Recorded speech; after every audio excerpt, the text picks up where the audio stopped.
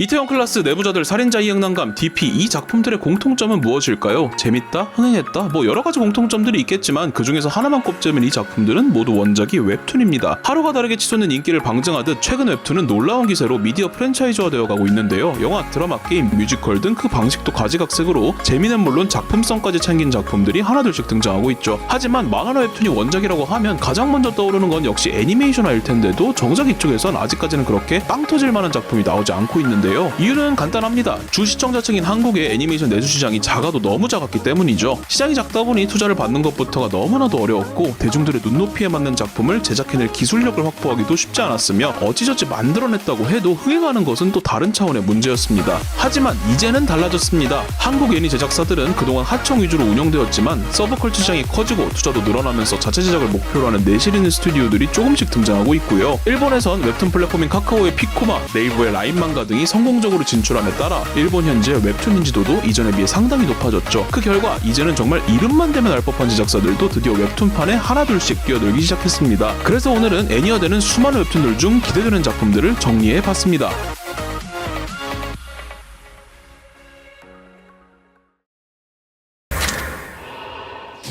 테러맨 2020년 완결된 SF 슈퍼히어로 웹툰으로 불행을 예지하는 초능력을 가진 민정우가 사람들을 구하기 위해 테러리스트 행세를 하는 이야기입니다. 흑백과 부분채색을 섞은 독특하면서도 미려한 작화와 서로 다른 목표를 가진 집단과 인물이 반목하고 충돌하는 군상극식 전개로 액션과 느와르를 좋아하는 팬들에게 큰 호평을 받은 작품입니다. 애니 테러맨은 CJ의 산하 제작사인 스튜디오 바주카와 DR무비가 제작, 올해 중 공개 예정인데요. 이 중에서도 DR무비는 일본 제작사 매드하우스와 긴밀한 협력, 하청 작업을 하는 제작사로 센과 치히로의 행방불명, 시간을 달리는 소녀, 너의 이름은 등의 대응행한 극장판부터 데스노트, 원펀맨, 최근엔 최애 아이나 장송의 프리랜까지 참여하는 등 애니 업계의 최전선에서 활약하는 제작사입니다. 물론 하청만 맡는 건 아니고 최근에는 방패용사선공담 2기, 중간관리록 토네가와 등 자체 제작 경험도 있는 스튜디오라서요. 개인적으로는 정말 기대하고 있습니다. 번외로 테러맨과 같은 세계관을 공유하는 슈퍼스트링이 다른 작품 하우스키퍼와 아일랜드 애니도 방영 예정이긴 하지만 제작사만 나왔고 구체적인 소식은 없어서 조금 더 기다려봐야 할 것 같습니다. 연애편지 2018년 여름 2달간 짧게 연재되었던 웹툰으로 전학을 왔지만 겉돌고 있던 주인공 이소리가 돌연 전학을 가버린 정호연이 남긴 편지를 발견하면서 벌어지는 일들을 그린 미스터리 치유물입니다. 연재 당시 지브리 감성 작품으로 유명했었고 부드러운 작화와 전개로 완결된 지 5년이 넘은 지금도 종종 회자되는 작품이죠. 애니 연애편지는 네이버 웹툰의 자회사들인 스튜디오 N, 스튜디오 리코에서 공동 제작하며 올해 여름 개봉 예정인데요. 살펴보니 스튜디오 N은 주로 다른 스튜디오와 공동 제작하는 형태로 작품에 참여하며 영화, 드라마, 애니를 모두 만드는데 대표작으로는 타이는 지옥이다, 스위트홈, 그의 우리는 등이 있습니다. 쟁쟁한 작품들이죠. 애니의 경우에는 올해 4월 개봉하는 유미의 세포들 더 무비가 첫 작품으로 이후 나노리스트, 여신강림, 고수, 화상기환 등을 추가로 애니화할 예정이라고 합니다. 한편 공동 제작하는 스튜디오 리코의 경우 화상기환을 웹툰화한 것으로 유명하고 연애 하루 전, 사소한 야냐, 열대어 등 주로 짧은 애니들을 제작했습니다. 연애편지는 원래 작년에 개봉 예정이었으나 퀄리티 확보를 위해 올해로 개봉을 연기한 거라고 하는데요. 개인적으로는 연애편지가 좀 기대 이상으로 성공해 일상물 애니화의 포문을 열어줬으면 좋겠다는 바람이 있습니다. 지금까진 가도와 시레탑 등 주로 액션물들이 우선적으로 애니화되고 있는데 아시다시피 웹툰에는 죽음에 관하여 치인트, 호 등 액션이 아니더라도 잔잔하면서도 몰입감 있는 웹툰들이 많이 있으니까요. 일상물의 흥행으로 이런 작품들에도 투자가 많아졌으면 좋겠습니다.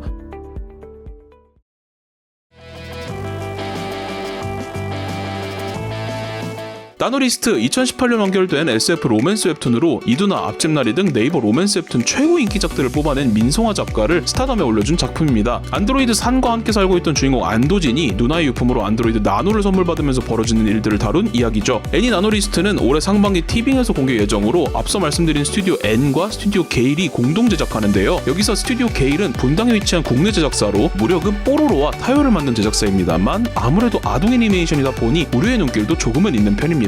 기사에 따르면 애니 나노리스트는 2.5D로 제작된다고 하는데 아마 이건 2D 카툰 렌더링을 말하는 거겠죠. 카툰 렌더링은 3D CG를 이용해 2D의 질감을 내는 기법인데요. 윤곽선과 음영을 애니메이션처럼 처리해 결과물이 원화에 가깝게, 즉 가능한 자연스럽게 보이게끔 한다는 특징이 있고 대표적으로는 스파이더맨 애니판, 케모노 프렌즈, 더 퍼스트 슬램덩크 등이 있습니다. 얼마나 자연스럽게 나올지는 티저 정도는 봐야 알 수 있겠지만 그래도 SF 불모지인 한국에서 모처럼 성공했던 웹툰이니만큼 덴마와 함께 나노리스트도 좋은 성적을 거둬줬으면 좋겠네요.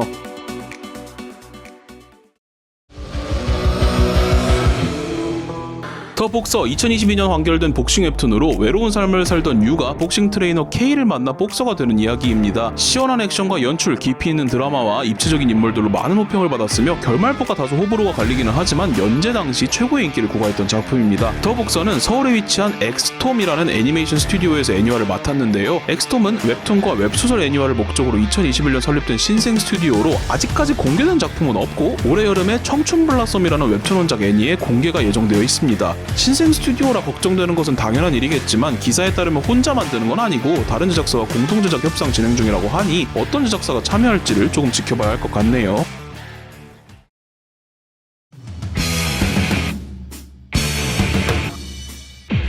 고수 2021년 완결된 무협 웹툰으로 한국 무역 명작으로 꼽히는 용비불패의 미래를 다룬 후속작입니다. 주인공 강용이 스승의 원수를 갚기 위해 다시 강호로 나서는 이야기인데 업계 탑급 작화와 액션 연출을 유지하면서도 매화 꽉 찬 분량으로 독자들의 눈을 호강시켰던 작품이죠. 애니 고수는 앞서 말씀드린 스튜디오 N과 무려 토에이 애니메이션이 공동 제작하는데요. 다른 것도 아니고 토에이여서 놀라는 반응이 많았었죠. 토에이 애니메이션은 현존하는 일본 제작사 중 가장 오랜 역사를 가진 애니메이션 제작사로 한국에서 많은 사랑을 받는 지브리 스튜디오의 설립자 미야자키 하야오도 초창기 토에이 출신입니다. 토에이의 대표작으로는 원피스, 드래곤볼, 슬램덩크, 디지몬 등 설명이 필요 없는 근문작들이 모여있는 스튜디오죠. 다만 최근에는 들쭉날쭉한 마감, 그 중에서도 원피스의 작화 퀄리티에 대한 비판이 엄청나게 많았었는데요. 다행히 연출가 이시타니 메구미의 활약을 필두로 최근 와노쿠니 편 후반부부터는 평가가 다시 수직 상승했습니다. 아직 방영 시기와 감독이 정해지지 않아 좀 더 지켜봐야겠지만 적어도 최근 토에이는 좋은 모습을 보여주고 있으니 한번 기대해보셔도 좋을 것 같네요.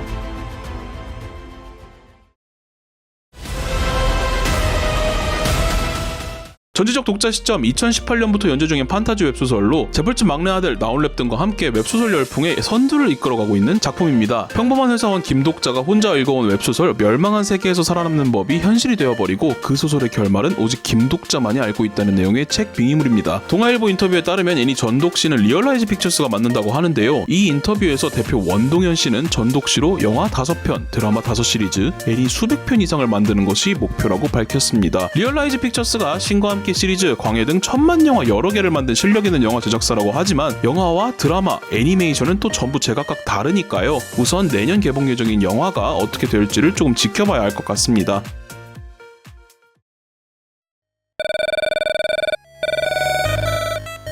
전자오락소호대 2021년 완결된 판타지 모험 웹툰으로 비디오 게임이 잘 돌아가도록 뒤에서 수호하는 전자오락소호대의 에피소드를 다룬 이야기입니다. 마음의 소리와 함께 네이버의 개그 웹툰 전성기를 이끌었던 선천적 얼간이들의 가스퍼드 작가가 그렸고 탄탄한 설정과 개성 있는 작화, 낭만 넘치는 전개로 두터운 매니아층을 확보한 작품입니다. 애니 전자오락소호대는 네이버 웹툰이 인수한 로커스 스튜디오에서 제작해 올해 방영 예정인데요. 로커스 스튜디오의 평가가 어떤지 살펴보니 유미의 세포들 드라마판에서 애니 파트를 맡았었는데 여기선 좋은 평가를 받았습니다. 으나 레드슈즈, 런닝맨 리벤저스 등 다른 작품들에선 다소 아쉽다거나 애매하다는 평가가 많았습니다. 로커스 스튜디오는 전자오락소호대 이외에도 1000만 부 이상 팔린 오컬트 판타지 소설이라는 테마로 네이버 웹툰의 전설 호랑이 형님, 엔딩 전까지 월클이었던 덴마 등 쟁쟁한 작품들을 추가로 애니화할 예정인데요. 여기가 원래 VFX 즉 시각 특수효과 전문 기업이었다고 하니 작화나 특수효과는 생각보다 괜찮을 것 같기는 한데 사실 애니화는 원작 구현이나 각색, 연출을 얼마나 잘하는지가 핵심이니까요. 주의 깊게 지켜봐야 할 것 같습니다.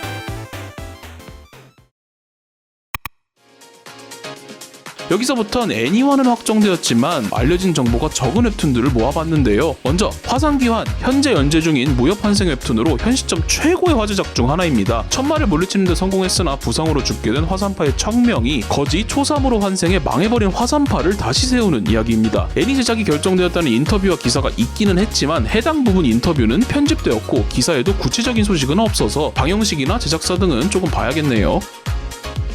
상수리나무 아래 리디의 간판작으로 중세시대 배경 로맨스 판타지입니다. 주인공 맥시밀리언은 아버지의 강요로 천민 출신 기사 리프탄과 결혼해 첫날 밤을 보내고 남편을 전장으로 보냈는데 그 남편이 대웅이 되어 금이환영한다는 이야기입니다. 작가의 카페 Q&A에 따르면 2022년 기준으로 이미 애니메이션화 계약한 상태고 3-4년 정도가 걸린다고 하는데요. 아직까지는 제작사나 방영시기 등 공식적으로 올라온 소식이 없으니 기다려봐야 할 듯합니다.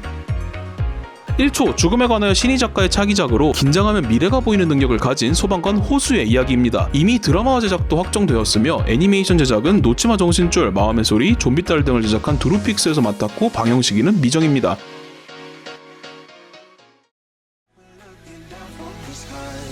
준비한 내용은 여기까지입니다. 애니와 웹툰에 대한 관심이 지금만큼 높았던 적도 별로 없었던 것 같은데요. 이번 기회에 그동안 정말 힘든 시기를 보내던 국내 제작사들도 반등할 수 있었으면 좋겠네요. 재밌게 보셨다면 구독 부탁드리고 영상에 나오지 않은 기대되는 웹툰이 있으시다면 댓글로 남겨주세요. 발자국 연구소였습니다. 감사합니다.